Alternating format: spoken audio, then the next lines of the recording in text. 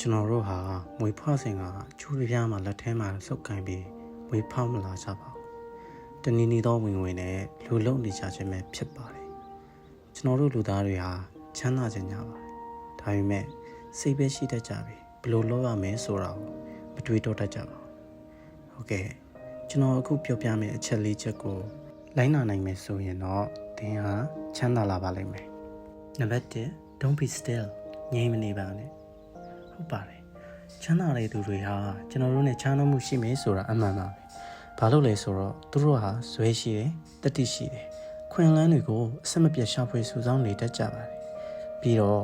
အခွင့်လန်းတွေကိုအသုံးချပြီးစူးစမ်းအားထုတ်ကြပါတယ်။ဘယ်တော့မှငြိမ်မနေပါ။ဒါကြောင့်သင်ချမ်းသာကြပါသလား။ဒါဆိုသင်ငြိမ်နေလို့တော့မရပါဘူး။နံပါတ်2 Look for opportunities